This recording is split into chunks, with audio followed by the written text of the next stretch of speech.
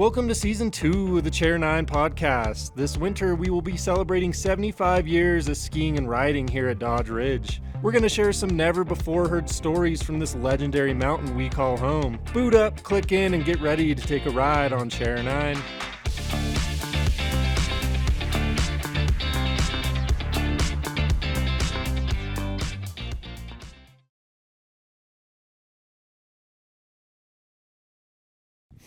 All right, ladies and gentlemen, welcome back to another episode of the Chair 9 podcast. Today I'm accompanied by Eric Aldridge. He's a board shop owner here locally, and he's been around Dodge for a while. So, Eric, if you want to introduce yourself to the listeners and kind of talk about your history here. All right, well, my name's Eric Aldridge. I grew up one county over in Mariposa.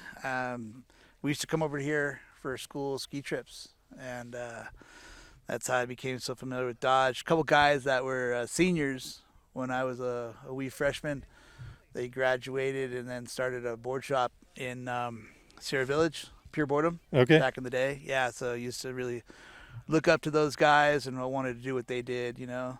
Then one day I got the bright idea to try to get a job here so I could snowboard as much as I wanted. And Paul Mundy, who's back now, Paul hired me, and I mean the rest is really history, dude. Fell in love with the place, and I've just never really left. I mean, I did leave, but I came back. Yeah, fair enough.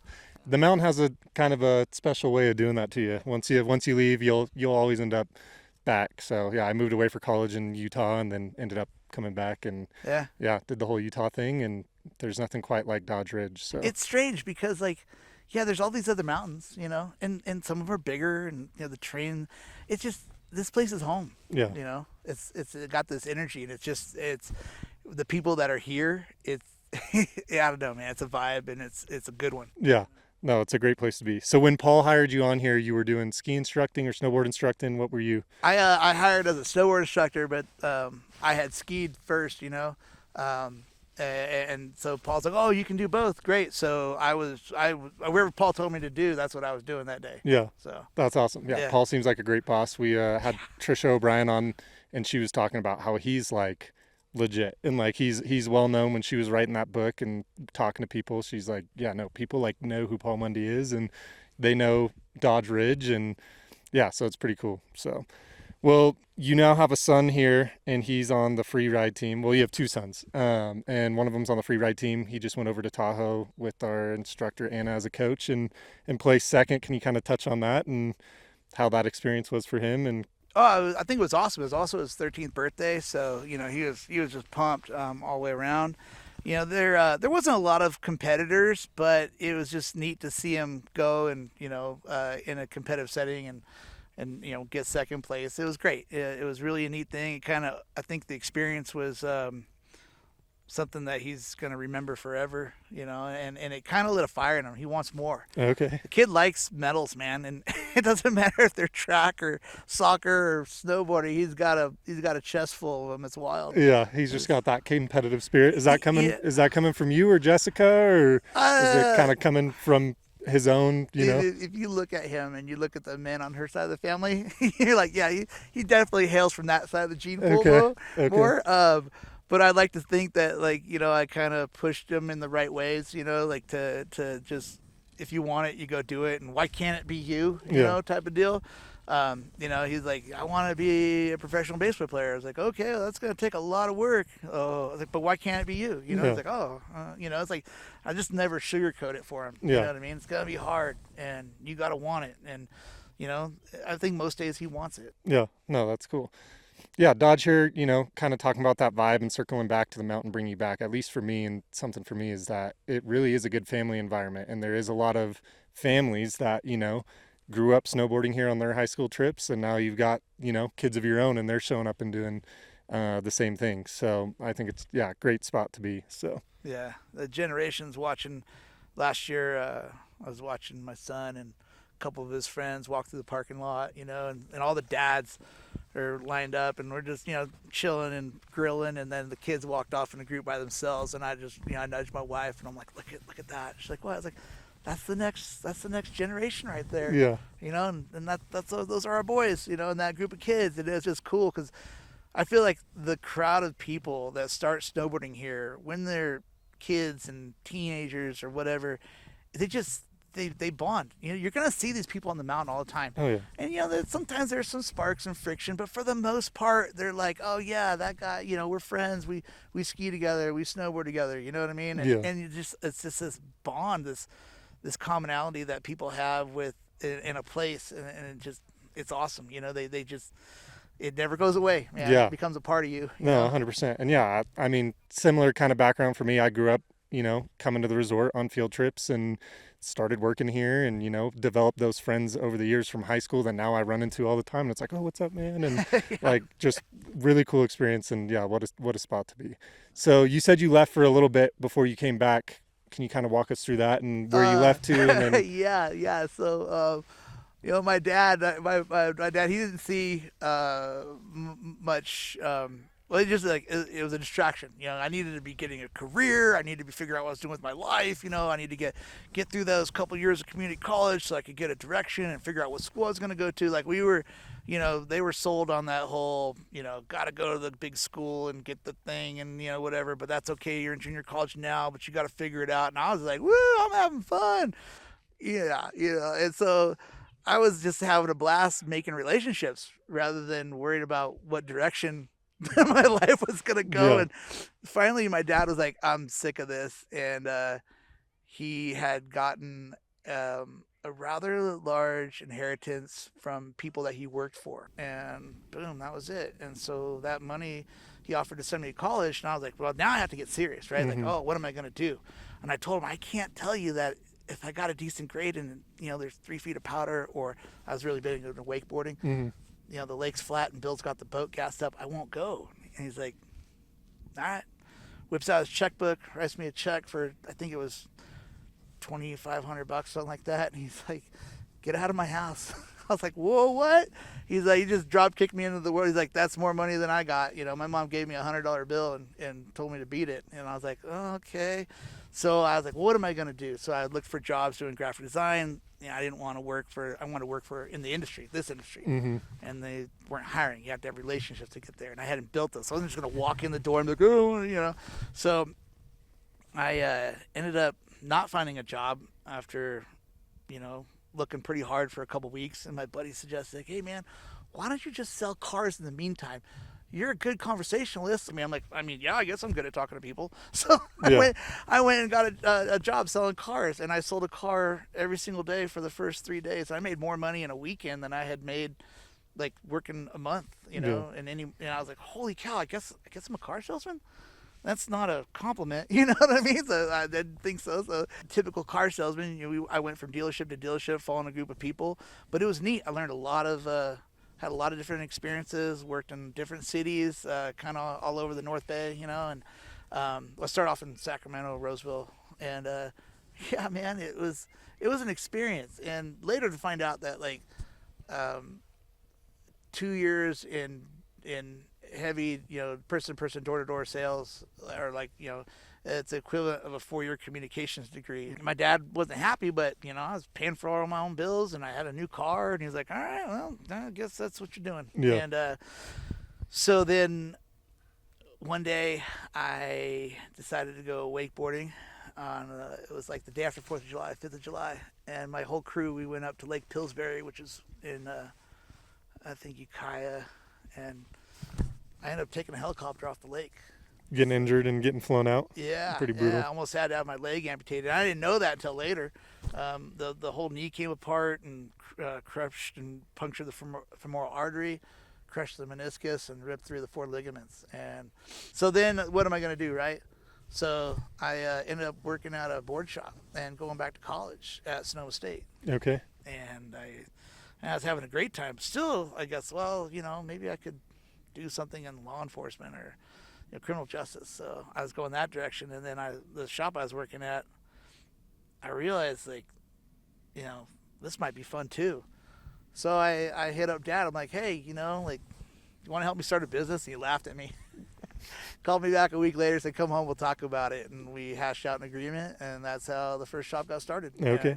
Where was your, where'd you open your first shop at? We were in Oakhurst. Okay. Yeah. Nice. You know, which is south of here, a couple hours. And That was called the West Side Board Shop because, well, I needed a name and it seemed like a cool name.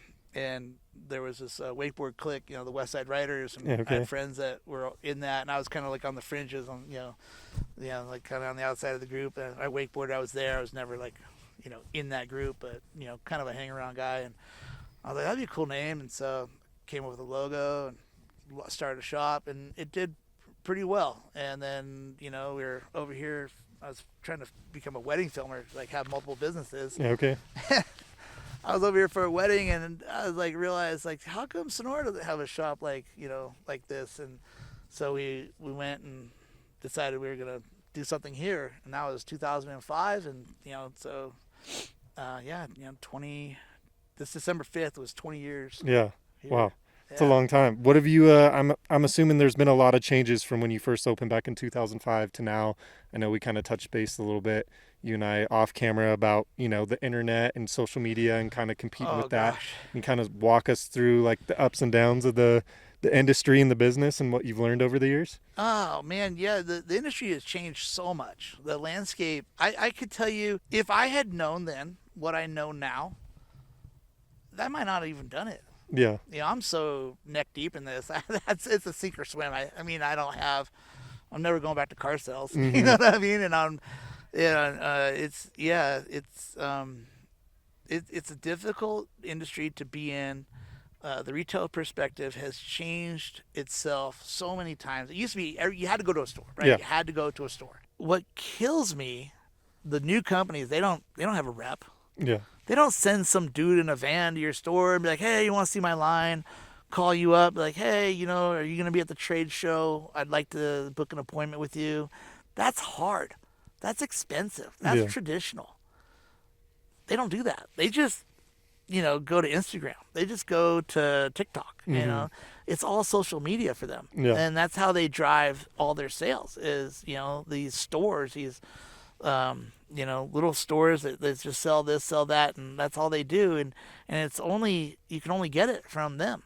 And that's a really hard thing because when the consumer gets on their phone and they look for this company, they see a company, the algorithm spits them up, and it's next to Volcom, and it's next to 686, and it's next to Jones, and all these brands. Theirs pops up there too, so the customer doesn't know any better. Mm-hmm. And then they walk in the store because, hey, I want to see this maybe in person. And they're like, oh, I don't have that. And then it seems like, oh, well, why not? Well, because they don't sell the stores. Yeah. And I'm like, what do you mean they don't sell the stores? Then you have to educate the customer. Like, that's a DTC brand. They don't want to deal with stores.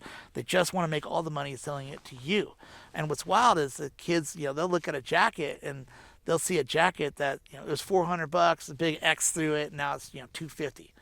And then they go, oh, it's a great deal. I'm like, it's not a great deal. That's a crappy jacket. It's not a crappy jacket. It's not a $400 jacket. Mm-hmm. It's a $250 jacket. No, it was a $400. Now it's $250. No, what I'm saying to you is, if you bring that jacket into my store and look at it, it's gonna have the same kind of construction as a $250 jacket in my store, not a $400 jacket. And these kids, they think you're full of crap, because they think, oh, you're just trying to sell me what you got in your store. Well, yeah, maybe, but then they go and they get the jacket and like, look at that, it's $5K, it's not waterproof seams, it's this, it's that, and they think they're getting a better value because it's perceived, because the company can, these online companies, they're not competing directly with the other companies that have grandfathered, that are in the industry. They're coming in and trying to come up, an easier way. And so they're presenting value to the customer that's really not there. Mm-hmm. And, doing this for 22 years, that is a really hard thing to try kind of change the customer's mind. Yeah. And it show them that, like, this isn't what you think it is. It's not what they're presenting it as. And I'm not just saying this to you because I want you to buy a jacket for me, because I do want you to buy the jacket. I'm trying to serve that insight and let you know, like, and the customer has to decide whether or not they're going to believe you. Now, fun story, there have been customers that didn't. They went and bought it. They got wet.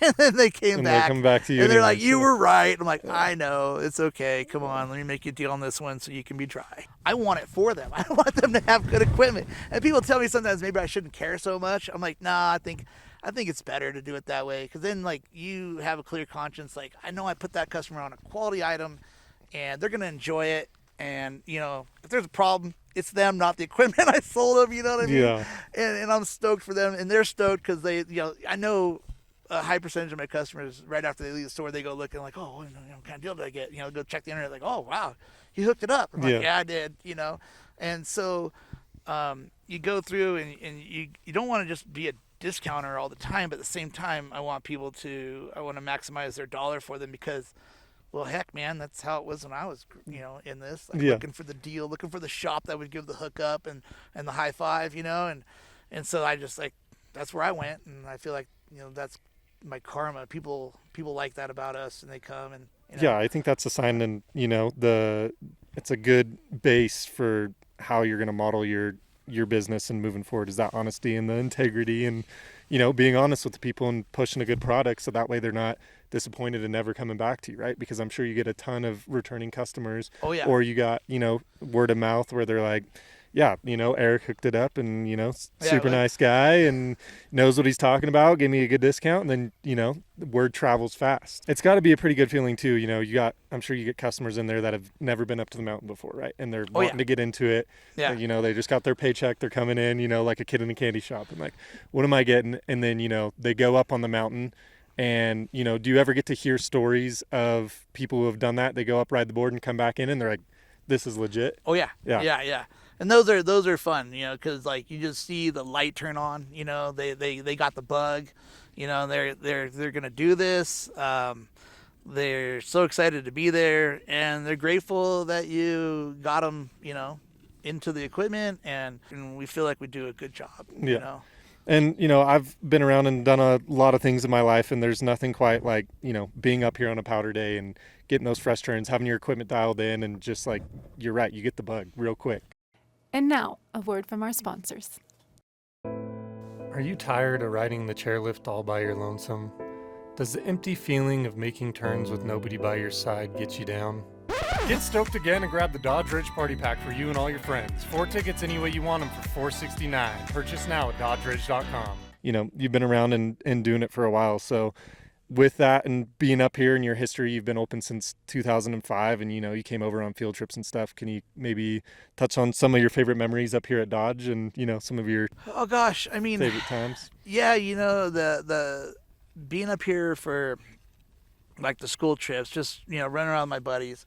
I'll never forget watching the guys from Pure Boredom come into the lift. I think I was on chair 3, and they came in. They're just buttering down and jibbing, and it looked so cool. And I wasn't there yet, I'd only been snowboarding like 4 or 5 times, and I was like, man, like that's so cool. And they just the control they had, and I was like, I want to ride like that, So I really got aggressive on becoming better, and then just the people that like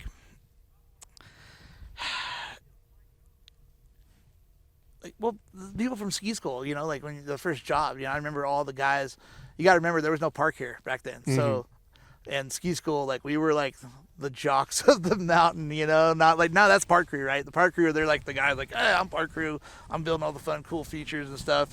But back then there was no park crew, and if you were, a good snowboarder, you were a snowboard instructor, and you were up on the mountain, and there was no park. There's a few jumps they were starting to experiment with, but we were out there shoveling, making our own natural hits, and like I think we can clear that boulder, you know what I mean, type of deal. And I just remember that it was raw, it was really raw, and it's neat to look back at that. And it's funny too, like just a side note, like seeing all the kids wearing all the baggy stuff again, like super baggy like it was in the 90s. Yeah, it's so cool because I'm like, oh, like you'll see somebody rocking some baggy pants and a flannel, and they're like, huh, that looks straight up 1994, 96, and it's just rad because you instantly have like a flashback, deja vu, like, oh wow, kind of moment, back of memory.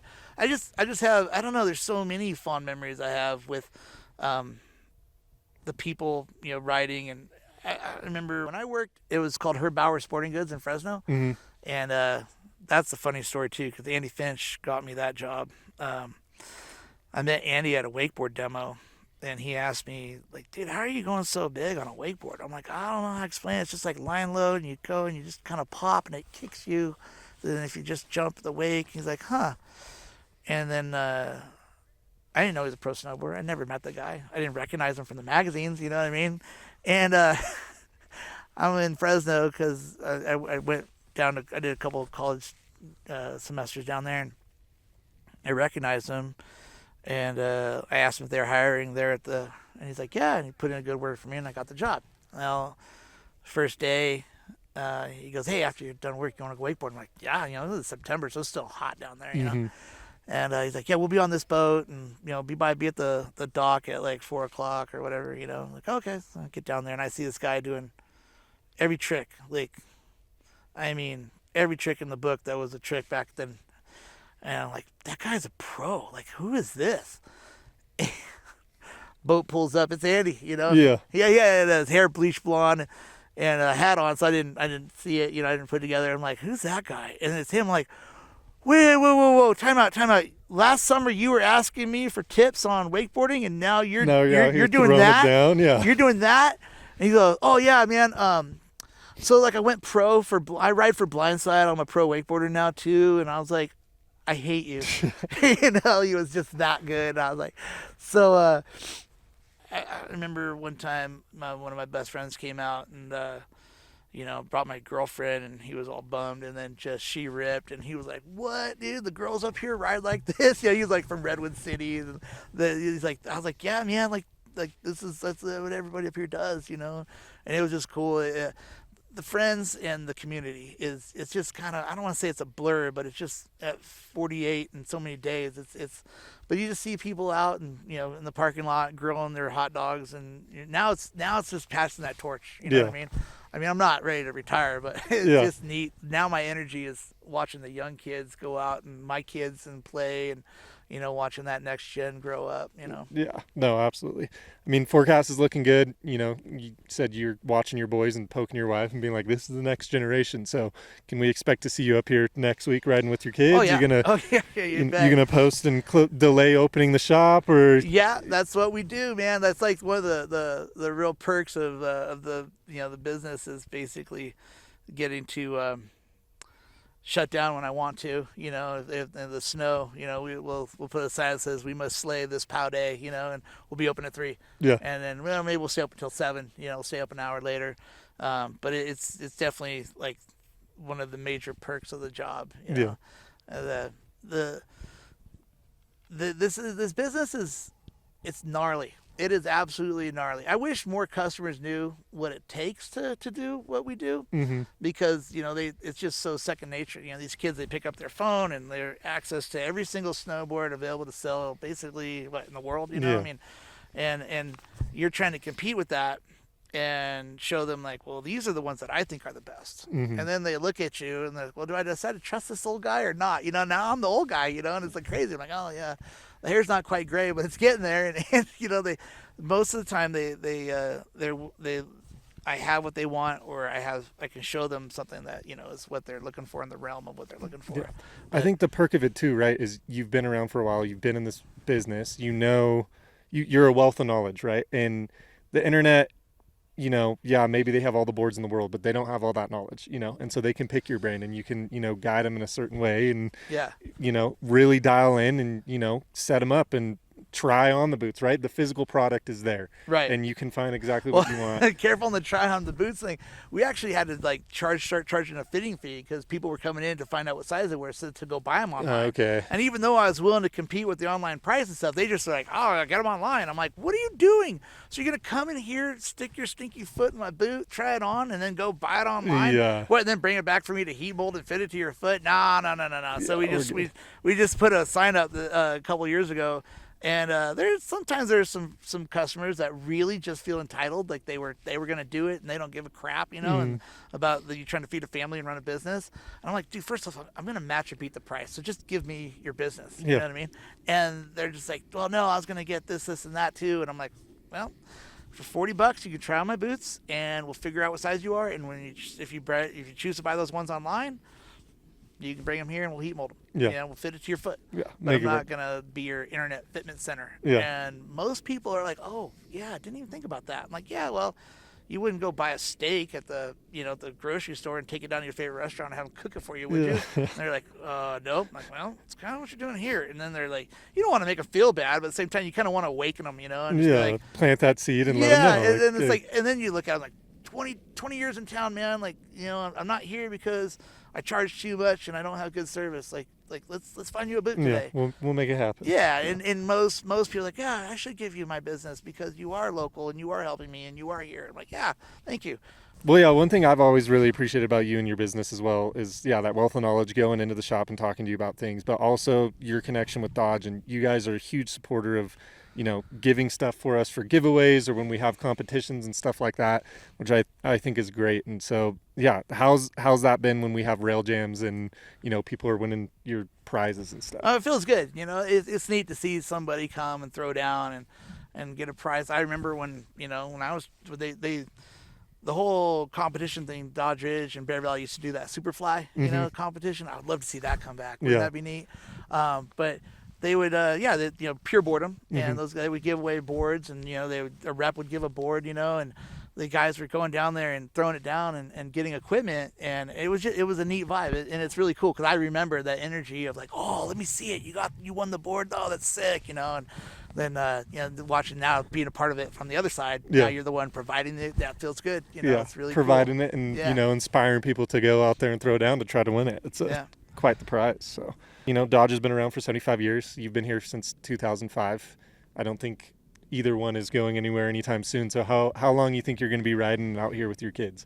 Well, until they put me in the ground, until I can't, until my body wears out, I probably going to need a dual knee replacement in the next 5 to 10 years.